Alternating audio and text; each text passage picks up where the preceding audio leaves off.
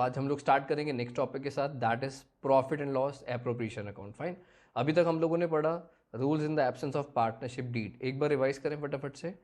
No interest on capital is payable, no interest on drawings is charge, no remuneration, profit sharing ratio capital की ratio में नहीं, equally है ना, और interest on loan at the rate of 6% per annum on the loan given by a partner to the firm. And last was no new partner can be admitted without the consent of all the other partners. Fine, अगर 40 members हैं पहले और एक भी मना कर रहा है तो नया partner is can not be admitted. Fine, नया पार्टनर एडमिट नहीं कर सकते हम लोग जब तक बाकी सारे पार्टनर्स अपनी कंसेंट नहीं देंगे। फाइन, इतना हम लोगों ने कल इलस्ट्रेशन नंबर फर्स्ट में भी देख लिया था। फाइन, आज हम लोग प्रैक्टिकल क्वेश्चंस की तरफ जंप करेंगे। उसमें सबसे पहला टॉपिक जो हमें आज सीखना है that is profit and loss appropriation account. It is a continuation of trading in P and L account. आपने 11th क्लास में trading in P L account बनाया था, आपको याद है, सोल प्रोप्राइटर वाला चैप्टर था फाइनेंशियल स्टेटमेंट्स, आपने वहाँ पर ट्रेडिंग पी एल बनाया था। कुछ ऐसा होता है trading P L account. Trading में आप सबसे पहले क्या लिखते थे, by sales account, closing stock, debit side पर opening stock, purchases, direct expenses लिखते थे, और फिर आपके पास ग्रॉस प्रॉफिट आया करता था। याद है आपको, ये सब दिख रहा है।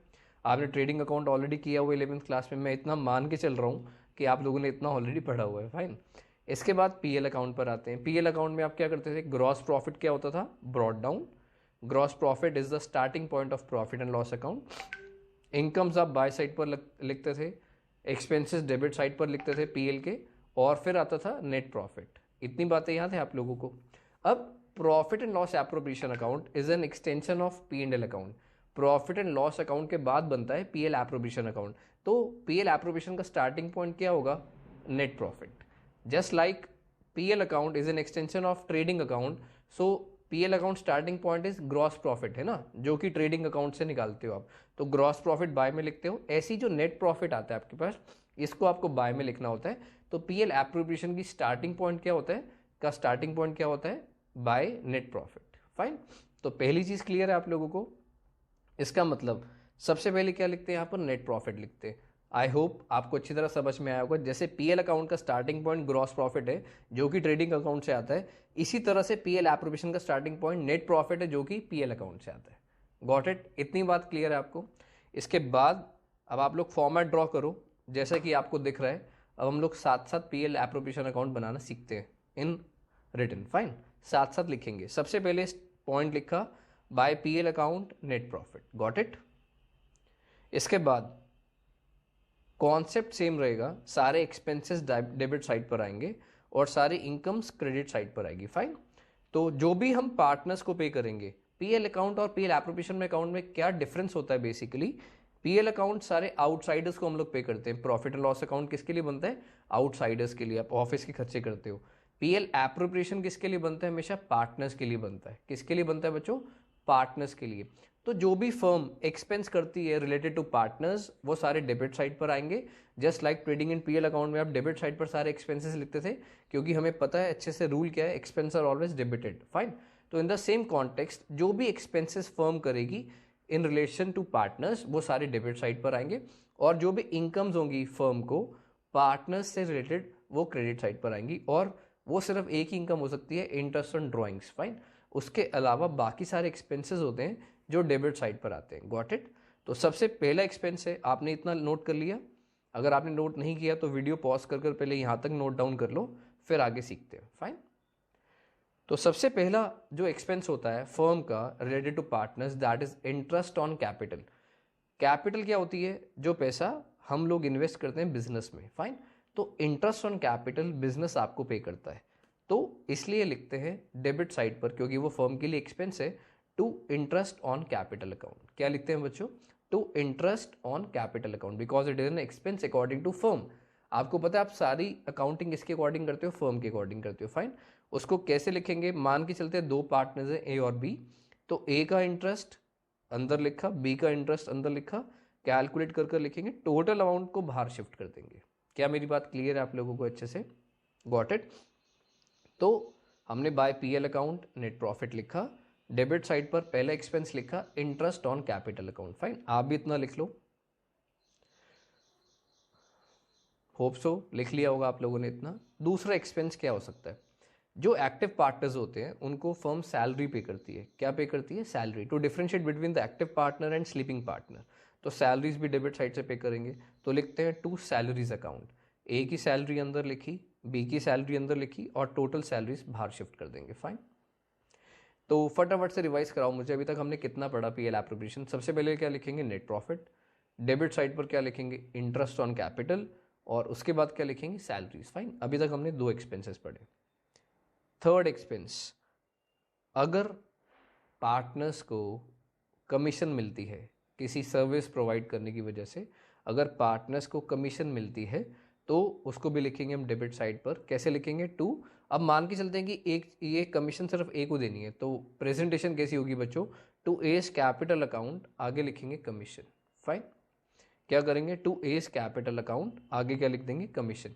ये मैंने इसलिए करके दिखाया, अगर कोई चीज़ सिर्फ एक पार्टनर को मिलेगी तो उसकी presentation would be like this only. Fine, या फिर दूसरा ऑल्टरनेटिव ये भी है हमारे पास कि हम लिखें टू कमीशन अकाउंट और ए के आगे लिख दें, गॉट इट, जैसे हम ऊपर करते आ रहे हैं, और बी के आगे डैश लगा सकते हैं। As simple as that. आप दोनों में से कोई भी प्रेजेंटेशन ऑप्ट कर सकते हो। इतनी बात अच्छे से क्लियर है आपको। अब कभी कभी क्वेश्चन आपको रिजर्व बनाने के लिए बोलता है। क्या बनाने के लिए बोलता है, रिजर्व। तो आपको किस साइड पर लिखना होगा, वो भी डेबिट साइड पर लिखना होगा। कैसे लिखेंगे, टू रिजर्व फंड। क्या लिखेंगे बच्चों, to reserve fund. Fine, reserve fund क्या होता है, बेसिकली जो पैसे आप जोड़ते हो अपने प्रॉफिट में से, तो रिजर्व आपके प्रॉफिट को रिड्यूस करता है, और कोई भी चीज़ जो आपके प्रॉफिट को रिड्यूस करती है वो किस साइड पर आएगी, डेबिट साइड पर आएगी। क्लियर, तो हमने इसलिए लिखा to reserve fund, got it. अब सिर्फ आपको मैंने बताया था एक ही इनकम हो सकती है फर्म की पार्टनर्स को लेकर, that is interest on drawings. Fine, तो उसको लिखेंगे bye interest on drawings account.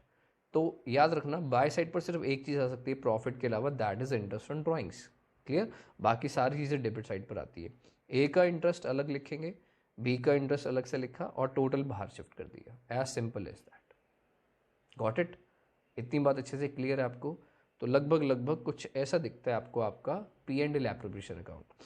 एक बार रिवाइज करते हैं। सबसे पहले क्या लिखना है, बाय साइड पे net profit, interest on drawings, debit side पर टू इंटरेस्ट ऑन कैपिटल, फिर सैलरीज, कमीशन, और फिर अगर वो रिजर्व बनाने के लिए बोलेंगे तो हम लोग रिजर्व क्रिएट करेंगे। फाइन, डेबिट साइड पर वो सारी चीज़ें आएंगी जिससे हमारा प्रॉफिट कम होता है, और बाय साइड पर वो चीज़ें आती है जिससे हमारा प्रॉफिट इंक्रीज होता है, और वो सिर्फ एक चीज़ होती है, इंटरेस्ट ऑन ड्राइंग्स। फाइन, अब प्रॉफिट निकालना सीखते हैं।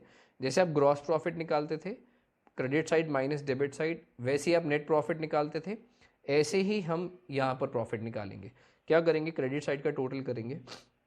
In most of the cases credit side का टोटल ज़्यादा आएगा, तो क्रेडिट में से सारी डेबिट चीज़ें माइनस कर देंगे। फाइन, जैसे आप नेट प्रॉफिट निकालते हो या कोई भी प्रॉफिट निकालते हो, तो क्रेडिट साइड का टोटल कर लेंगे, क्रेडिट में से डेबिट साइड को माइनस करेंगे, तो जो प्रॉफिट आएगा लिखेंगे to profits transfer to capital account. क्या लिखेंगे, to profits transfer to capital account. आपको याद होगा 11th क्लास में भी आप लिखा करते थे to net profit transfer to capital account, याद है, क्योंकि अभी कैपिटल अकाउंट्स बनाएंगे इसके बाद, तो ये वहाँ पर जाता है।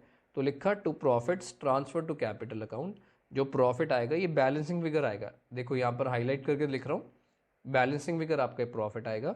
आपने क्या करना है, ए और बी के बीच में बांट देना है इसको। फाइन, बांटते कैसे, will get to know in next video. हम लोग नेक्स्ट वीडियो में सीखेंगे कि प्रॉफिट्स को बांटते कैसे। बहुत सिंपली कैलकुलेशन करते हैं, जो टोटल प्रॉफिट आता है उसको पार्टनर्स के बीच में डिवाइड कर देते हैं। फाइन, तो वो ए को उसका शेयर देते हैं और बी को उसका शेयर दे देते हैं। फाइन, तो कुल मिलाकर कुछ ऐसा दिखता है आपको आपका P and L appropriation account. एक बार और रिवाइज कराओगे फटाफट प्लीज, सारे बोलेंगे प्लीज फटाफट। सबसे पहले by P L account net profit, bye interest on drawings. Fine, credit side over, debit side पर क्या क्या डालना है, इंटरेस्ट ऑन कैपिटल डालना है, सैलरीज डालनी है, कमीशन लिखनी है, अगर रिजर्व आए तो रिजर्व बनाएंगे, बाकी का प्रॉफिट डिवाइड कर देंगे। फाइन, तो maximum there can be 5 items in debit side और 2 items on the credit side. Fine, maximum 5 चीज़ें आती हैं आपकी डेबिट साइड पर और 2 चीज़ें आती हैं क्रेडिट साइड पर।